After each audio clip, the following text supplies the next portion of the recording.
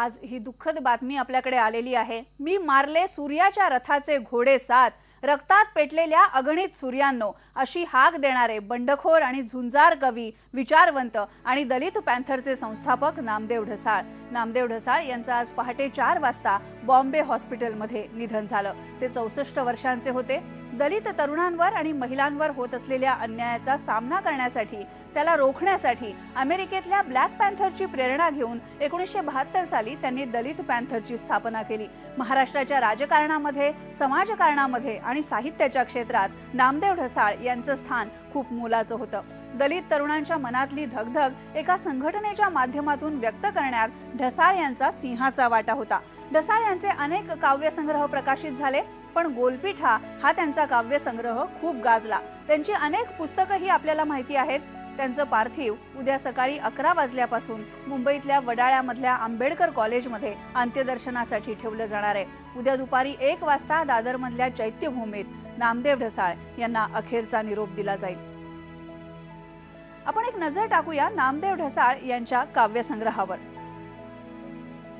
1973 साली प्रकाशित झाला गोलपीठा। त्याच्यानंतर 1975 ला मूर्ख म्हाताऱ्याने डोंगर हलवले।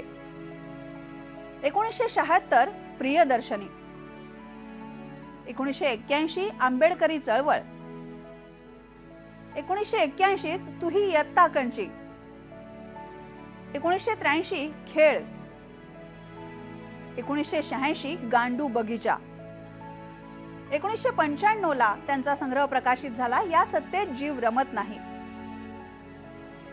मी मारले सूर्याच्या रथाचे घोडे सात 2005 आणि 2006 तुझे बोट धरून मी चाललो आहे।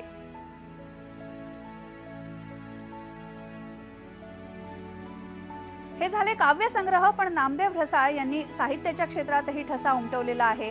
आंधळे शतक, हाडकी हाडवळा, उजेडाची काळी दुनिया, सर्व काही समष्टीसाठी, सामना या शिवसेनेच्या मुखपत्रामधून त्यांनी हा स्तंभ चालवलेला होता। त्या स्तंभ लेखनाचं हे पुस्तक आहे। त्याचबरोबर बुद्ध धर्म काही शेष प्रश्न हे सुद्धा नामदेव ढसाळ यांचंच पुस्तक।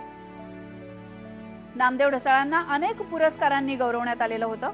त्यामध्ये महाराष्ट्र राज्य साहित्य पुरस्कार, सोव्हिएट लँड नेहरू अवॉर्ड 1974, 1999 साली त्यांना पद्मश्री पुरस्कारानं गौरवण्यात आलं। साहित्य अकादमीचा गोल्डन लाईफटाईम अचीवमेंट पुरस्कार 2004 साली त्यांना मिळाला। हा पुरस्कार मिळवणारे ढसाळ हे देशातले एकमेव कवी आहेत।